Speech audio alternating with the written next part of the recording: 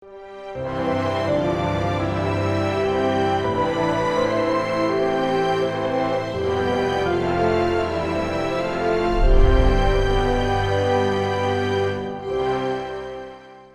오늘은 이제 바울이 아덴이라는 도시에 들어갑니다. 아덴이라는 도시. 바울이 선교를 다니는데 작은 도시들도 가고 좀 큰 도시들도 갔는데 어디에서 복음을 전하느냐는 굉장히 중요한데요. 특별히 아덴이라는 도시에 들어왔어요. 이 아덴은 오늘날 그리스의 아테네입니다. 그죠? 아테네. 이 아덴은 문명의 꽃을 피운 곳입니다. 유럽에 영향을 줬죠.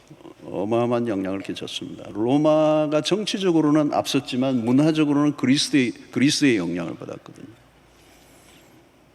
물론 이 바울이 아덴에 들어간 시점은 아덴의 영광이 시들고 있을 때예요. 전성기는 아니었습니다. 그러나 그럼에도 불구하고 이 아덴은 정치, 예술, 문화, 철학, 종교의 도시입니다. 무엇보다도 인간의 지성을 자랑하는 도시예요. 우리가 잘 아는 이 플라톤, 철학자 플라톤, 그야말로 아리스토텔레스를 제자로 삼았던 이 플라톤이 400여 년 전, 이 바울보다 400여 년 전쯤에 아카데미를 설립한 곳이기도 합니다. 여러분, 이 아덴이야말로 서양 문화의 요람입니다. 이 아덴은 인간의 사상으로 가득해 있는 지성을 자랑하는 이 도시, 화려한 도시 안에 이 바울이 복음을 들고 들어간 것입니다. 자, 아덴이 처음 목격한 것은 우상으로 가득한 모습이었습니다. 16절에 보니까 바울이 아덴에서 그들을 기다리다가 그 성에 우상이 가득한 것을 보고 마음에 격분했다 그랬습니다. 아덴은 화려한 도시죠. 겉으로 보면 볼거리가 많은 도시입니다. 그러나 여러분, 우리가 분별력이 필요해요. 바울은 이 아덴의 화려한 문화에 마음을 빼앗기지 않았습니다. 왜냐하면 그 문화 안에 숨어있는 거대한 우상 숭배의 실체를 보았기 때문이에요. 여러분, 좋은 문화란 무엇일까요? 그 표현들 안에 하나님의 영광을 드러낼 수 있어야 돼요. 하나님의 지문이 있거든. 이 세상의 모든 것들이 하나님의 지문을 드러내고 그 아름다움을 추구하면 그 아름다움의 끝에서 하나님의 영광이 드러나게 돼 있단 말이에요. 그런데 아덴의 문화 속에서 창조주보다 피조물들을 형상화하여 그런 것들을 숭배하는 일에 예술성을 발휘하고 있었습니다. 작품들 안에는 하나님을 대적하는 우상거리로 가득했습니다. 그 모습을 보고 그는 분노한 것이죠. 우상을 섬기고 있는 그 인간들에 대한 불쌍히 여기는 마음과 함께 하나님의 자리에 다른 것을 올려놓은 그 모습을 보면서 바울은 매우 역겨워했습니다. 자, 바울은 광장에서 사람들과 변론을 펼쳤는데요. 17절을 보면 해당에서는 유대인과 경건한 사람들과 또 장터에서는 날마다 만나는 사람들과 변론하니 그랬습니다. 여기에도 이 아덴의 도시도 이미 유대인들이 흩어져 있었고 그들이 회당을 만들었고 그 회당에 주로 바울이 가서 복음을 전했지만 또 다른 한 곳은 장터에서는 날마다 사람들과 만나 변론했다. 자, 그런데 그 도시에 영향을 끼치고 있는 두 정신세계가 있었는데 하나는 이 아덴의 철학자들 가운데 에피쿠로스와 스토아 철학자들이 있었다는 겁니다. 이 에피쿠로스 철학은 오늘 이 부분에서 길게 설명을 할 수는 없지만 간단하게 얘기하면 쾌락주의자들입니다. 이 쾌락은 육체적 쾌락이 아니라 정신적 쾌락주의자들이에요. 정신적 쾌락을 최고의 선으로 여기는 사람, 이들은 가능하면 즐겁게 살아가기를 원하고 고통을 가급적 피하고 어려운 책임은 지지 말고 인생은 짧으니까 인조이 누려라. 스토아 학파는 인생은 선과 악으로 가득하다. 나쁜 일은 피할 수 없다. 어쩔 수 없이 견뎌내야 한다. 그래서 이 스토아 학파의 철학은 핵심은 금욕주의입니다. 한쪽은 쾌락주의, 한쪽은 금욕주의입니다. 아마 이것은 오늘의 세상에서도 우리가 볼 수 있는 것들이죠. 선을 위해 고난을 겪어내야 한다. 여러분, 이 스토아 학파는 좀 어두운 면이 있는가 하면 에피쿠로스의 철학은 좀 더 밝은 면들이 있었습니다. 아무튼 이 아덴의 도시는 이 두 가지 철학이 배경을 이루고 있었습니다. 이런 철학을 추종하는 자들이 바울을 아레오바고라는 곳으로 데리고 갑니다. 이 아레오바고는 전쟁의 신 아레스의 언덕이라는 뜻입니다. 특별히 아크로폴리스와 장엄한 신전들이 내려다 보이는 언덕 위에 이 아레오바고라고 하는 광장이 있었어요. 이곳은 토론의 장으로도 알려져 있습니다. 누구든지 새로운 사상이나 철학을 소개할 때 이 토론의 기회를 제공하기 위해서 이 아레오바고가 쓰여졌습니다. 자, 바울은 지적으로 엘리트 의식으로 가득한 사람들에게 설교를 시작했습니다. 여러분, 바울 역시 가말레엘 문화생입니다. 지적인 부분에 있어서 그 누구에게도 뒤지지 않을 만큼 지성을 갖추고 있었던 사람이에요. 이 아레오바고의 광장에서 이 바울은 이제 그 지적인 우월주의에 빠져있는 엘리트들에게 이제 말씀을 전하고 있습니다. 그동안 해당에서 말씀을 전할 때와 전혀 다른 분위기였겠죠. 아레오바고 광장에서는 변론하기를 좋아하는 사람들로 북적거렸습니다. 인간들에게 지적 호기심이 있습니다. 겉으로는 교양이 있어 보이고 철학적으로 보였으나 안으로 들어가 보면 지적인 유희에 빠져 있는 사람들, 참된 진리의 귀를 기울이기보다는 괴팍한 논리를 펼치기를 좋아하고 그런 것들로 시간을 보내는 사람들, 그것이 그 아레오바고의 사람들이었습니다. 18절을 보면 어떤 에피크로스와 스토아 철학자들도 바울과 쟁론할 때 어떤 사람은 이르되 이 말쟁이가 무슨 말을 하고자 하느냐 하고 어떤 사람은 이르되 이방신들을 전하는 사람인가 보다 하니 이는 바울이 예수와 부활을 전하기 때문이라 그랬습니다. 이들이 바울을 향해 뭐라고 얘기하느냐, 말쟁이가 왔다는 겁니다. 이것은 아덴이라고 하는 도시의 환경을 잘 드러내주는 말입니다. 그곳은 말쟁이들로 가득한 곳이었습니다. 말쟁이라는 말 안에 풍기는 것은 뭘까요? 아덴이야말로 말로 먹고 사는 사람들이 많았다는 겁니다. 철학을 논하고 고상한 언변을 늘어놓지만 실상은 말쟁이들, 그럴듯한 말들을 하지만 공허한 말들이었다는 것입니다. 그들이 보기에 바울도 역시 그런 말쟁이의 하나로 보였겠죠. 그래서 말쟁이가 왔다고 얘기한 겁니다. 19절에 보니까 그를 붙들어 아레오바고로 가며 말하기를 내가 말하는 이 새로운 가르침이 무엇인지 우리가 알 수 있겠느냐? 21절에 모든 아덴 사람과 거기서 나그네된 외국인들이 가장 새로운 것을 말하고 듣는 것 위에는 달리 시간을 쓰지 않음이로라. 이들은 새로운 것에 관심을 가지고 있습니다. 왜 새로운 것을 계속 찾고 있죠? 일종의 지적인 권태 현상입니다. 여러분, 우리가 음식을 먹어도요, 음식이 아무리 맛있어도 매일 먹으려면 먹기 싫어요. 왜요? 식상해지니까. 아무리 좋아도 새로운 걸 원하는 거예요. 이게 인간의 한계입니다. 새로운 음식을 찾듯이 이 지식을 추구하는 사람은 새로운 지식을 계속 찾았던 거죠. 그리고 새로운 것에 사람들은 환호합니다. 자신의 귀를 즐겁게 해주는 걸 원했어요. 그러나 이들이 진정으로 찾는 것은 새로운 것이 아니었습니다. 실제 고대 사회에서 새로운 것이란 경멸의 대상입니다. 새로운 사상, 그건 날 것이라는 거죠. 왜 무슨 새로운 것을 가지고 거들먹거리느냐? 여기에서는 어림도 없다라는 분위기가 여기에 있는 것입니다. 그래서 바울에게 너가 한번 새로운 것을 얘기해봐. 그러나 새로운 것이 없을걸? 이런 분위기가 오늘 여기 깔려 있습니다. 자, 이들은 진리를 추구하지만 진정한 진리에 관심이 없는 사람들. 바울이 전하는 말씀을 지적 호기심으로 대했습니다. 진리에 대한 관심이 아니고 지적인 탐닉이었다는 것입니다. 자, 이제 바울이 설교를 시작합니다. 22절에 바울이 아레오바고 가운데 서서 말하되 아덴 사람들아 너희를 보니 범사에 종교심이 많도다. 자, 바울은 아덴 사람들이 범사에 종교성이 많도다, 약간은 치켜주는 듯한 말이에요. 그러나 그 안에는 뼈가 있는 말이죠. 여러분, 종교가 무엇입니까? 누가 종교를 만든 것이죠? 종교는 인간이 만든 것입니다. 자신이 신이 되기도 하고 신을 만들기도 하는 게 인간이에요.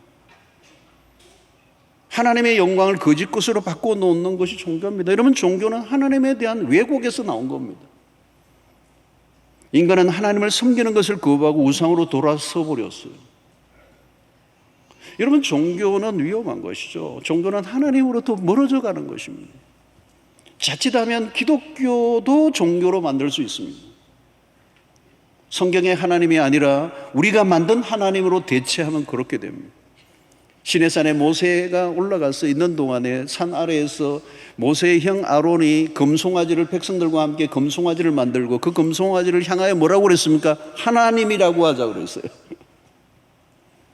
내가 만든 하나님, 내가 만든 신, 내가 만든 종교, 인간이 만든 종교. 실상 겉으로는 그럴듯하다 보이지만 그 실상에는 아무것도 없는 것이다. 23절에 보니까 내가 두루 다니며 너희가 위하는 것들을 보다가 알지 못하는 신에게라고 새긴 단도 보았으니 그런즉 너희가 알지 못하고 위하는 그것을 내가 너희에게 알게 하리라. 바울이 아덴의 도시를 다니면서 본 곳은 무수한 우상을 섬기는 제단들. 그런데 그 가운데서 특이한 광경을 보았어요. 신을 섬기는 제단이 있는데 그 신의 이름이 없어.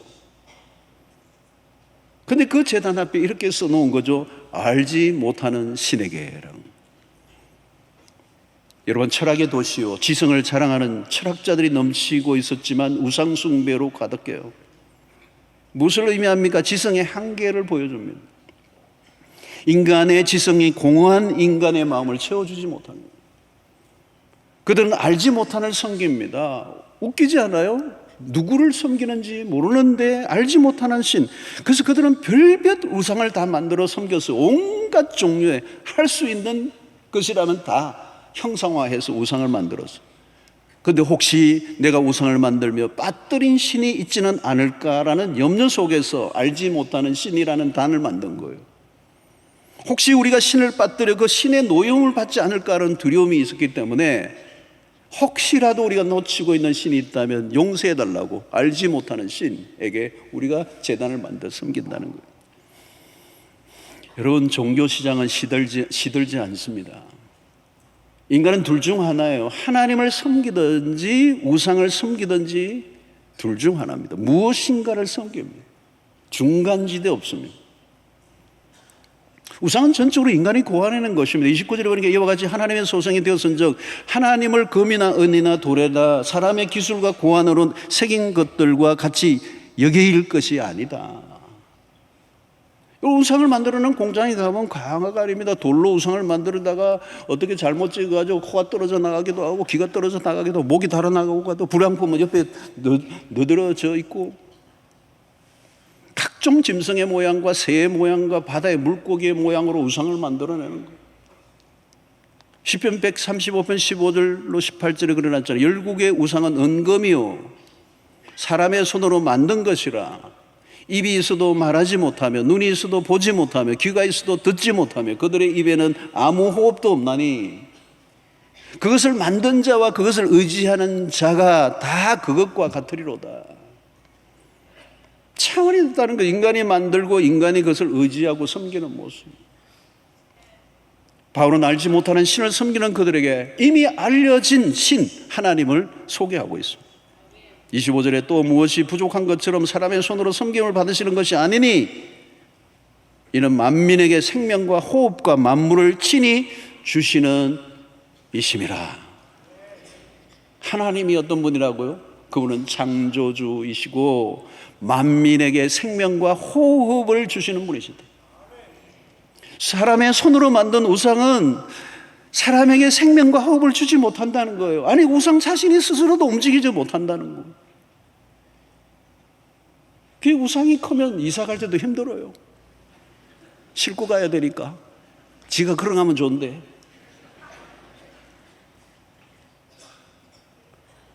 여기 바울은 중요한 걸 다루는 거예요. 생명을 줄 수 있는가 하는 거죠.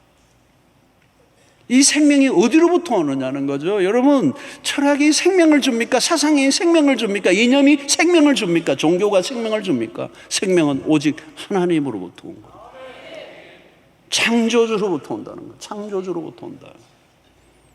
26절에 인류의 모든 족속을 한 혈통으로 만드사 온 땅에 살게 하시고 그들의 연대를 정하시며 거주의 경계를 한정하셨으니 28절에 우리가 그를 힘입어 살며 기동하며 존재하느니라. 너희 시인 중 어떤 사람들의 말과 같이 우리가 그의 소생이라 하니. 여러분, 우리가 그분을 힘입어 살고 있는 거예요. 그 하나님이 만물을 지으시고 만물을 유지하시고 만물을 섭리하시고 보존하시고 운행하시는 하나님, 우리의 모든 존재는 그분에 의해서 돌아간다. 그래서 30절에 알지 못하는 시대에는 하나님이 간과하셨거늘 이제는 어디든지 사람에게 다 명하사 회개하라 하셨으니, 인간의 무지를 이제 바울이 건드리고 있는 거예요. 하나님이 한때는 너희들의 무지로 간과했고 오래 참았다. 그러나 이제 돌이켜야 한다. 회개해야 한다. 이제 심판의 날이 다가온다. 31절에 이는 정하신 사람으로 하여금 천하를 공의로 심판하는 날을 작정하시고 이에 그를 죽은 자 가운데서 다시 살리신 것으로 모든 사람에게 믿을 만한 증거를 주셨음이니라 하니라. 하나님의 심판의 날이 정하여져 있다는 거예요. 이 심판은 모든 사람에게 적용될 것이다. 자, 바울의 설교를 보면 다른 도시의 설교와 좀 다릅니다. 철학과 지식의 도시 아데네 사람들을 의식한 나머지 바울은 십자가 부활의 복음을 선명하게 전하지 못했다는 평가를 받습니다. 혹자는 바울이 아덴의 철학적 분위기에 다소 위축이 된 것 아닌가.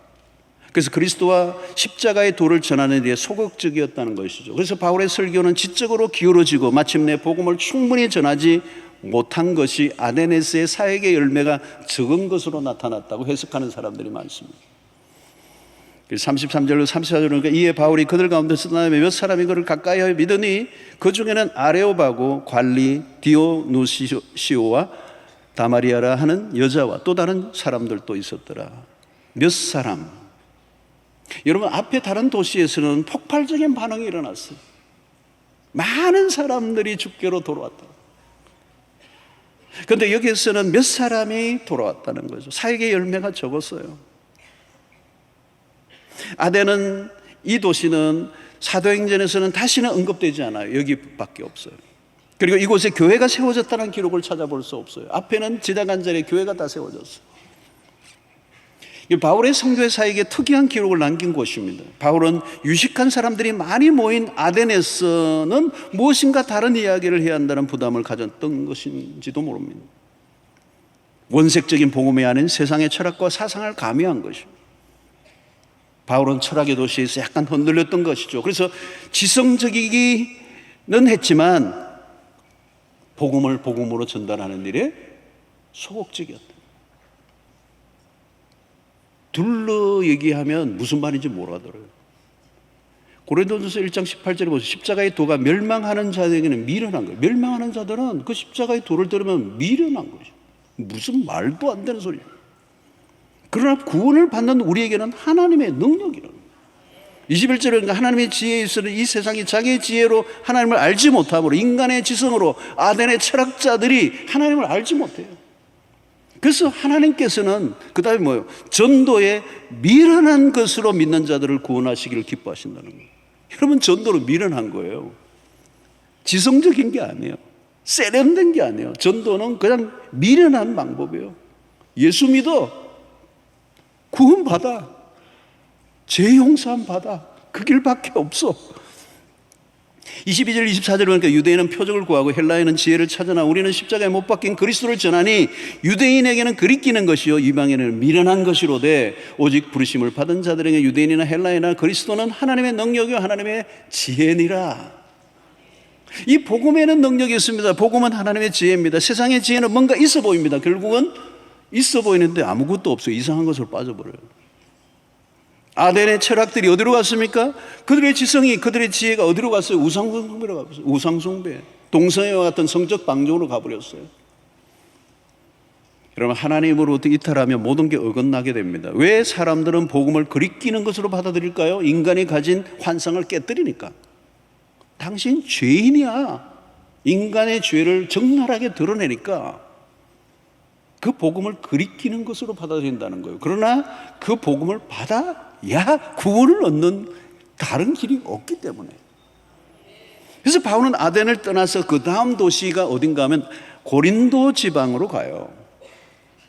자, 고린도서 2장 1절로 2절을 보면 형제들아 내가 너희에게 나아가 하나님의 증거를 전할 때에 복음을 전할 때에 말과 지혜의 아름다운 것으로 아니하였나니. 자, 이건 뭘 연상하게 됩니까? 아데네스의 기억이 여기에 쓰여 있는 거. 내가 말과 지혜의 아름다운 것으로 하지 않겠다는 거. 내가 너희 중에서 예수 그리스도와 그의 십자가에 못 박히신 것 외에는 아무것도 알지 아니하기로 작정하였습니다. 십자가의 복음, 십자가에 못 가신 외에는 내가 아무것도 알지 아니하기로 작정했다. 바울이 가말리엘 문화에 지성을 갖추고 있는 진짜 학문으로도 하나 하는 사람이었는데, 그게 아데네에 가서 그들의 철학자가 맞붙어서 했는데, 복음의 원색적을 전달하지 않으로 자기에 왔던 그 어떤 아픔도 있었던 것 같아요. 이제 나는 그 지성, 옛날에 그 잘난 내 그 지식을 더 이상 자랑하지 않겠다. 그리스도와 그의 십자가에 못 박히신 외에는 아무것도 알지 아니하기로 작정합니다. 이것은 아데네스의 실망스러운 결과 때문이었을 것이죠. 사랑하는 성도는, 복음은 기독교의 중심에 있습니다. 세상에 필요한 것은 더 나은 철학이나 사상이 아닙니다. 더 멋진 제도나 시스템이 아니에요. 세상에 필요한 것은 복음입니다. 왜? 복음이 사람을 살리고, 복음이 사람을 뒤집어 놓고, 복음이 세상을 변화시킬 수 있는 유일한 길이기 때문에 그렇습니다. 이념이나 제도가 세상을 바꿀 수 없습니다. 복음만이 죄의 문제를 해결할 수 있는 유일한 길이요, 죄의 문제를 해결하지 못하면 답이 없습니다. 죄의 문제를 해결하지 않는 인간이 세상을 어떻게 바꿀 수가 있겠어요? 자기 죄의 문제도 해결하지 않았는데 어떻게 누구를, 어떤 세상을, 어떤 시스템을 바꾸겠어요? 바꿀 수 없는 것입니다. 자, 아데는 그토록은 바울에 대해서 관대했습니다. 아레오바고 광장에서 말씀을 전할 수 있는 기회를 줬잖아요. 여러분, 앞부분에 다른 도시에서는 막 두들겨 패고 감옥에 집어넣고, 근데 이 아데는 그렇지 않아. 굉장히 근사하고 나이스하고 젠틀하고 개방적이고 새로운 것에 관심도 더 높았고, 말씀을 전할 때 아주 수긍도 하고. 복음은 토론의 대상이 아닙니다. 복음을 가지고 논쟁할 필요가 없습니다. 논쟁할 이유가 없습니다. 여러분, 복음은 이미 하나님이 인간을 구원해 내시기 위해서 드러내신 구원의 길이에요. 이미 하나님께서 다 해놓으신 거예요. 인간을 위해서 모든 걸 다 해놓으신 거예요. 그러니까 이걸 받을 거냐 말 거냐만 선택하는 거예요. 이걸 가지고 뭐 회의를 하고 뭐 다수결로 하고 아니면 이걸 가지고 뭐 논쟁을 하고 토론을 하고 할 게 아니에요.